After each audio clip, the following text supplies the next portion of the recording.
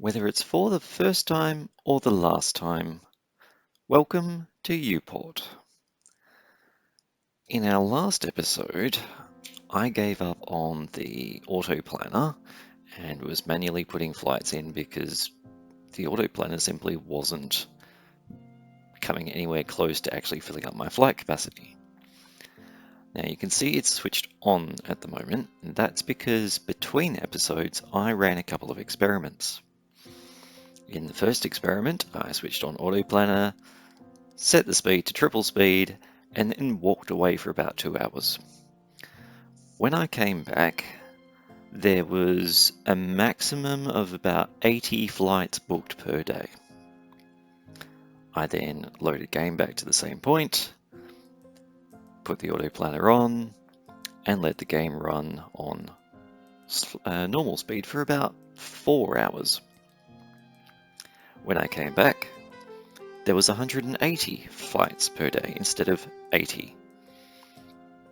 Big difference, and the only difference in how the game was running was the speed, which just goes to show the AI that works behind the auto planner is affected just as badly by the speed of the game as certain other elements.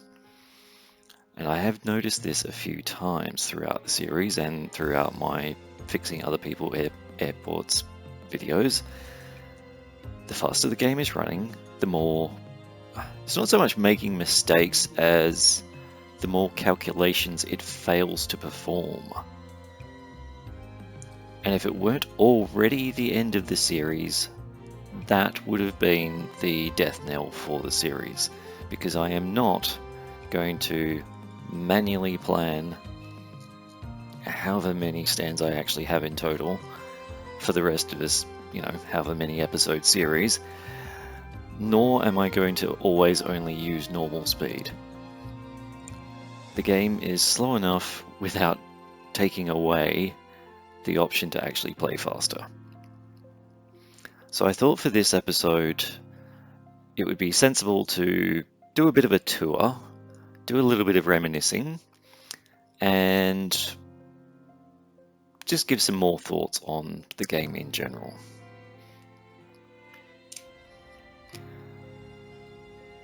I'm not completely certain where to start, but I guess we'll start with a little reminiscing. You may remember that this was not the original layout for this section of the airport. The bottom left corner was my small terminal originally. It had the runway, which accidentally got bulldozed, causing me to need a loan to replace it. We had various interesting designs with trying to merge medium flights and small flights in one little terminal. Eventually, this medium terminal got built, and then some large stands to go with it. That required the larger runways. Then we bulldozed that small terminal and built this small terminal, this GA airport, and finally the large airport, or more to the point, the large international airport.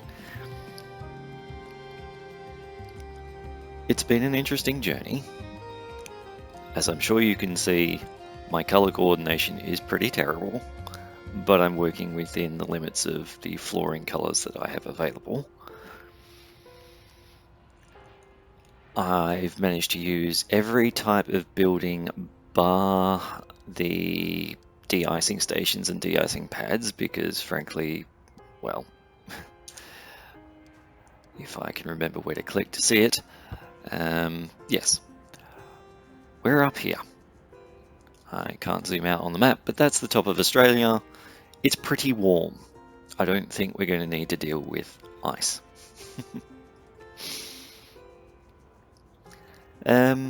Yes, so a little bit of a tour. The sole entrance to the airport is over here on the bottom right. Passengers come in, pass through this square about, and either come up here for the public transport section or come into the self-parking section. Most passengers, of course, will come in via the subway entrances, of which you can see there are 4. And I will point out that, yeah, that's one of those things about this game.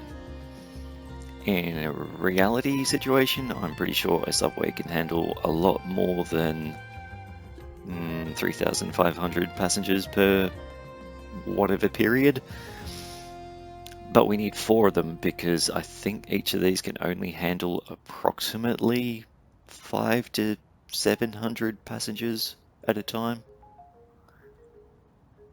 Not quite sure that's how reality works. Anyway, we finally put our radar in, which I forgot for a very long time. The contractors are over here these days. They were on the left originally. I built them a little shelter to stop the contractors constantly running into my various staff rooms throughout the day. Honestly, more because it annoys me seeing them running all the way around the place, but also because it means they're slower. If they've decided to take a break up in, say, a staff room here, they have to walk all the way up, and then you go, oh, I need something built. And they have to walk all the way back, get the boxes, and then walk to wherever. I can get why building them a staff room is appropriate for the game, but I don't really think it adds value. Here's our catering depot, which has been the bane of my existence throughout much of the series. And I literally just saw one of our aircraft cabin cleaning trucks driving into my catering vehicle depot, which it's supposed to not happen because this depot can hold 20 vehicles, and I have 20 vehicles that are supposed to be assigned to it. But yeah, these things happen. Again, that's one of the little frustrations with the game. I think I could solve that problem if I specifically went through. Let's have a look. If I go to vehicles, yeah, I still have some which are unassigned. If I manually assigned every single vehicle to a suitable place, I probably wouldn't have this problem of random vehicles turning up in a building that's otherwise fully assigned. Anyway, we come through the gate. We have our various remote medium stands. We have our cabin cleaning, garbage disposal. You can see one of the garbage delivery trucks taking some garbage away at the moment. And we have our air traffic control tower. There's another vehicle depot, and you'll see there are quite a lot of them scattered around throughout the airport. It's always good to have relevant vehicles close by where they need to be. We have our police and ambulance and fire, and they get used maybe twice in the entire series, I think. I kind of wish those emergencies were a little more common, and frankly the police depot serves no purpose whatsoever if you've put a decent fence around your airport. Maybe it would contribute to the security rating of the airport. That's a thought. No, that's skill. Baggage scanning, baggage destruction. Yeah, no, it doesn't look like it contributes. So I never bothered setting up security patrols. I could, but I don't see the point. As far as I know, all the police car controls do is get rid of stray animals from your airport. Is it really worth having this building here? I don't think so. And it's about this point, by the way, where I got sick of placing street lights and things. You'll probably see in the not too distant future, nighttime will come. There's lighting all the way along the entrance here, some along here, none really in this section. I've got a couple scattered around. There's a few across there, and that's where I gave up. This game could really use modding, quite frankly. And specifically, I'm thinking of City Skylines level of modding, where you have things like prop line tool. So you could say, I want to place this kind of street light every 15 squares, draw a line, pop, pop, pop, pop, pop, all the lights pop in, and you're not having to manually go click, there, click, about there, click. Yeah. It's a good game, don't get me wrong. It's just I've played quite a lot of hours of it now, and quite a lot of hours in, I won't say quick succession, but without taking a holiday from it is probably the best way to put it. Normally with a game like this, I probably would have played it for a few months, put it down, and then come back a year or two later and played a bit more. Playing it pretty well every week for an entire year, like I say, it's been fun. I've enjoyed it, don't get me wrong, but I've had my fill. There's enough little annoyances with the game that trying to play it that constantly, it's not really working for me. And I will say also, like, I know this has a small development team. I understand. I've done just enough programming to understand how hard programming can be. I don't blame the developers for the quote-unquote lack of quality or the bugs. I get it.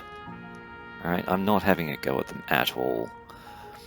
But, like I say, there's a limit to how much you can put up with a game or any program that has very obvious bugs and programming sort of flaws. When you're having to play it every week or having to use it every day or whatever it may be, it just gets frustrating.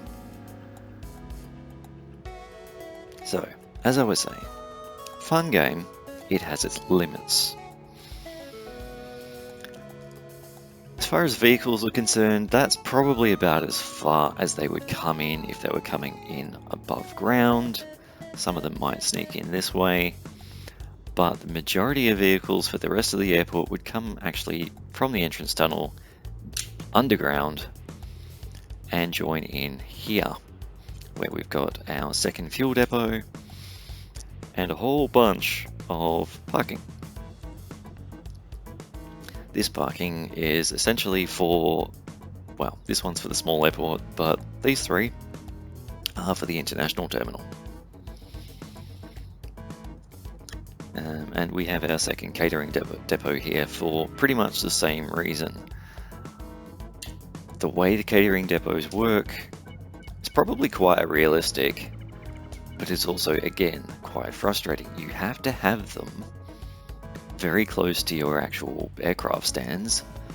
Otherwise, what happens is, let's pretend, if we've got our catering trucks parked up here, and a plane down here says, oh, I need catering, well, that truck has to go to, let's say I didn't have that second depot, it would go all the way down here, load up on food, then drive all the way around, and by the time it has any chance of getting to that stand, the plane is already late.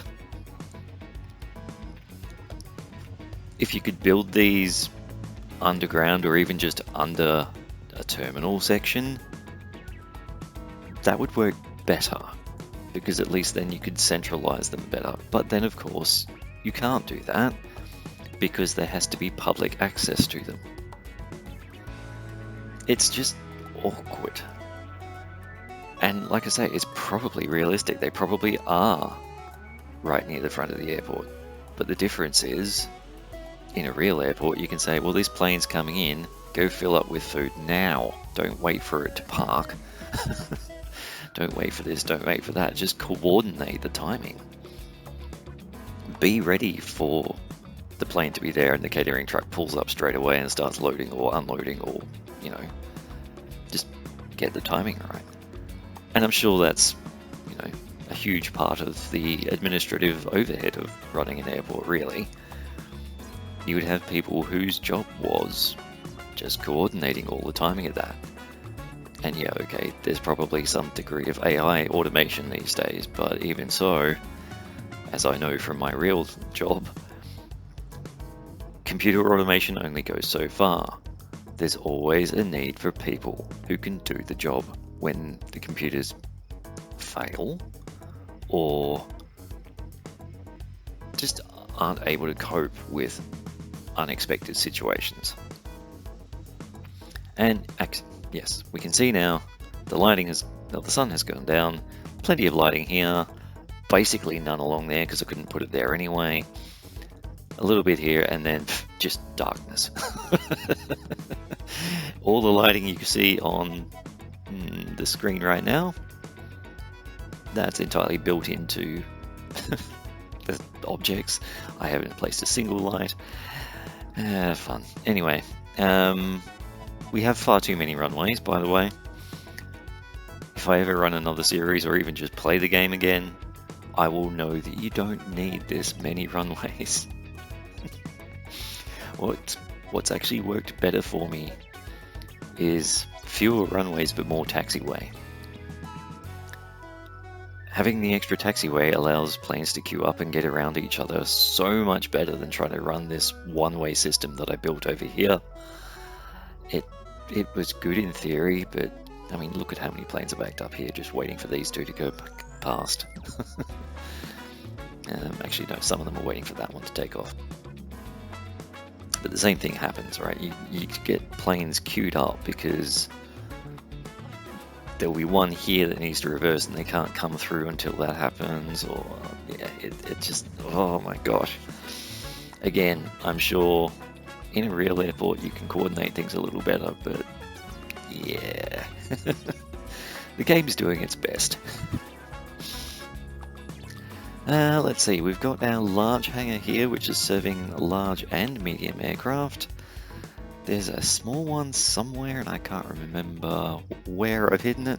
Oh yeah, here, because I didn't have room to squeeze it into the actual small terminal. Yeah, a little bit of an oversight there, but I didn't expect to try and jam this in so late in the series. That's pretty much it for the planes and the traffic. Passengers, as I said, they come in here mostly through the subways. They enter the terminal, call it Terminal 1 here. If they are getting on a small flight, they can just walk over here and do their ticketing and whatnot, sit in one of the many seats that I've made available. Otherwise, they will go upstairs, sit around here until ready for check-in, maybe do a little bit of shopping, check in, pretty much ignoring all of the manual desks and just using the automated ones as you'd expect. Then they come through security. Again, there's some food options, some shops, plenty of seating, and not a whole lot of corridor space. Could I have removed some seating and tried to squeeze in some, what are they called? Airport lounges? Probably, yes, I could. But I've never been in an airport lounge. I don't know how common they are. I don't feel like it's that common. I know at Perth Airport there's a Qantas lounge and a Virgin lounge, but I think that's it. I think they're pretty much dedicated to the major airlines, and that's all you have. Mind you, the rest around here are budget airlines anyway, so that sort of figures. Yeah, purple seating on a beige floor. Lovely. But if you recall, the reason for color coordinating seats was just to keep track of which baggage section belonged to which set of plane stands and that sort of thing. So we had our, originally we had our blue seating with blue baggage control, and then we had, I can't even think where it is. Oh yeah, this one. This baggage bay here has blue floor. It goes with this sub-terminal. The purple seating goes with the blue and red checked. It was the closest thing I could do to a purple floor. There isn't even an option for teal, but whatever. By this point I knew what I was doing and I wasn't getting confused anymore. I think originally I had yellow, or was it green? No, I think it was green seats and green baggage bay for the small terminal. Yeah. Not terribly exciting building structures. I'm sure many people will go out of their way to draw intricate designs for their plane stands and their boarding gates and everything, but I'm just not that much of an artist, quite honestly. While I do paint models, I paint models essentially according to instruction. I don't really come up with my own color schemes. I'm just not that kind of creative person. I like painting, but yeah, the design part of painting, or the truly artsy side of painting, that's just not me. Same thing applies in games. Like, yeah, I can have a little bit of fun decorating things here and there, but I get bored of it very quickly. Give me a stamp, just let me go pop, pop, pop. Alright, done. Okay, good. Yeah. Yeah, where was I? Baggage claim, I think I forgot to mention that on this section, but same rule applies. For the international airport, come in, have a coffee or whatever, check in. If you're going on the large flights, come upstairs to check in, pass through security, pass through passport control, and then if you're on a medium flight, go back downstairs, otherwise stay upstairs, and queue up to board on your planes. That's really all there is to it. There's plenty of bathrooms. Most of my shops have failed because I let the game run for 7 days, I think it was, without actually paying any attention. I could go through and set these all going again, but why bother? Yeah, like I say, I have enjoyed the game, but I'm done. I am really done. One day I may play it again. If there's enough demand, sure, I might make a series again, but I'm done. I'm going to go and play something else.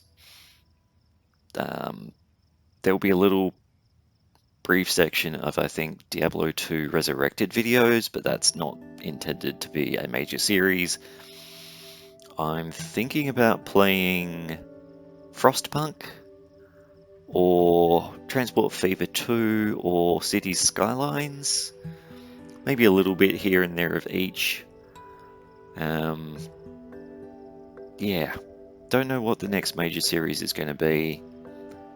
Time will tell, basically. I never thought Airport CEO was going to be a year-long series, but then I never really thought anyone was going to watch my channel in the first place. I want to give a shout out here to the first person who ever commented and subscribed, but I'm afraid I just cannot think of the name at this moment. No, sorry, it's gone. Was it Mr. Beans, possibly? That sounds familiar, yeah.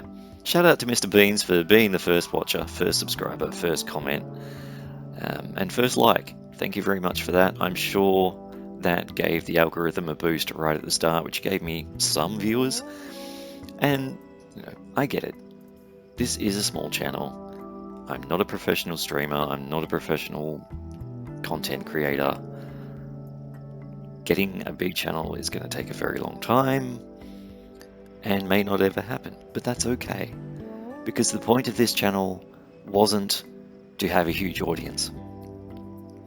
The point of this channel was to play games, enjoy playing games, and know that there was some tangible product from my playing games. It wasn't just about, I want to play games and don't want to do real life stuff. It was, someone else is getting some benefit from this. someone else is being entertained, or someone else is learning from what I'm doing. And in that small way, even though I'm doing something for leisure, I am still contributing. Now that might not seem like something that matters to you, but if you've ever struggled with mental health that had any relation to, oh, I'm not doing enough with my life,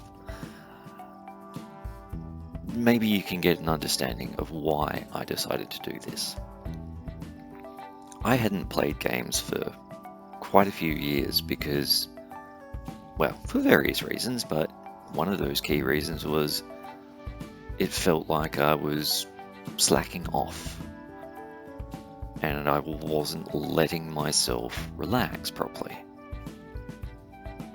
Well, this gave me a way of combating that mental nonsense. You're allowed to relax in life, and sometimes you can relax and still have something to show for it. And on that note, I think I've run out of things to say. I will recap. Airport CEO, good game. It has its issues, but it's a small dev team. You've got to deal with it, right? Not every game can be AAA multi-million-dollar project with 1,000 developers. If I'm not mistaken, there was less than 5 developers on this. And for that, it's pretty good. Pretty damn good, actually. Very enjoyable. Quite challenging. At least, quite challenging until you've learned certain facts about it. Very enjoyable. Well worth playing. Even if you've watched this entire series, it's still worth playing.